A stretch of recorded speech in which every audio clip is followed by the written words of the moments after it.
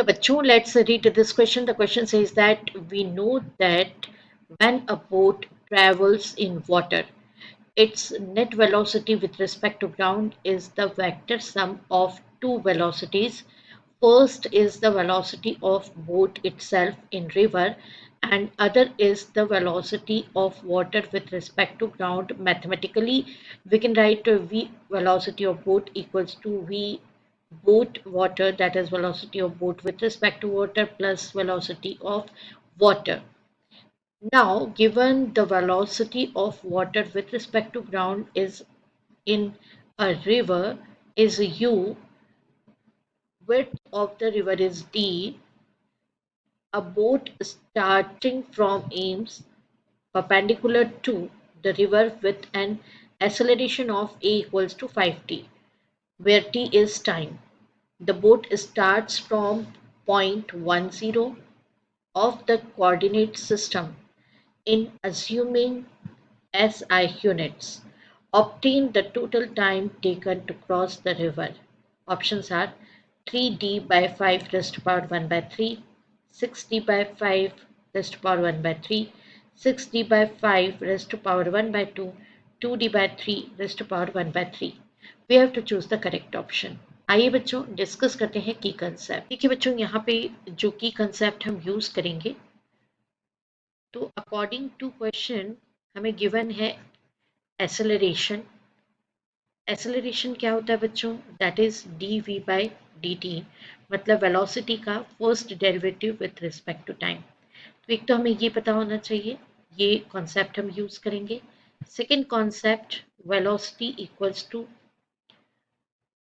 D X by D T, ये पता होना चाहिए हमें।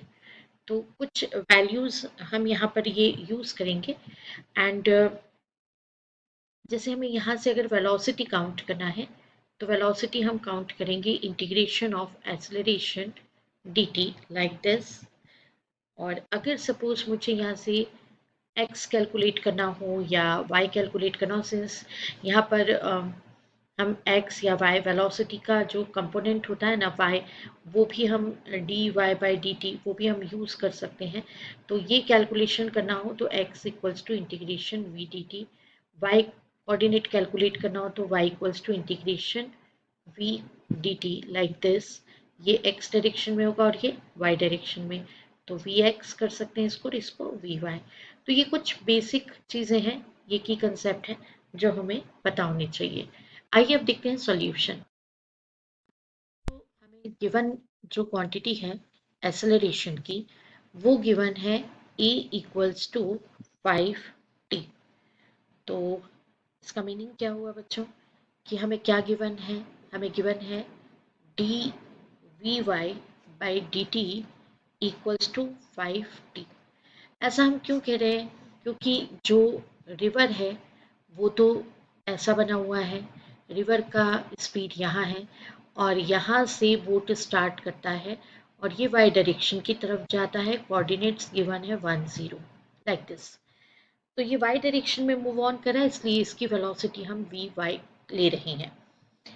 तो एक्सेलरेशन को हम लिख सकते हैं ना, मतलब एक्सेलरेशन ए इक्वल्स टू हम लिख सकते हैं D V Y by D T.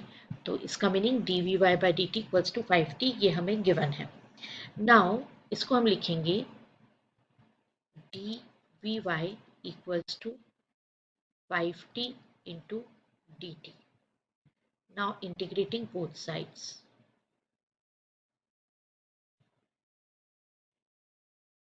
तो दोनों साइड इंटीग्रेशन कर देंगे और दोनों साइड इंटीग्रेशन करने से हमें मिलेगा D V Y equals to 5 तो कांस्टेंट है, integration T D T.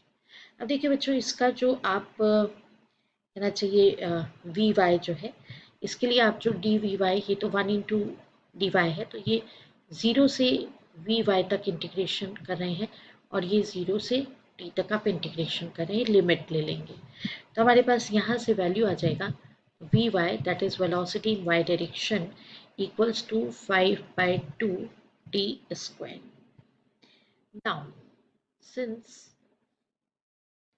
we know that velocity क्या होता है D V Y equals to D Y by D T, therefore हमारा जो D Y by D T है वो कितना आ गया है, that is equals to 5/2 T square इतना आया है। तो अब इसको डील करेंगे हम, राइट। इसका मीनिंग ये हुआ कि हमारे पास डी वाई का वैल्यू है 5/2 T square into D T. तो इसका भी हम क्या करेंगे, इंटीग्रेशन कर देंगे। तो इंटीग्रेटिंग बोथ साइड्स।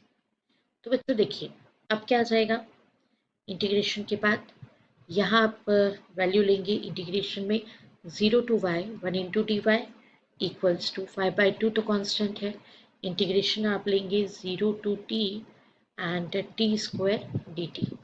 तो ऑब्वियसली ये आ जाएगा y equals to 5/2 into t³/3।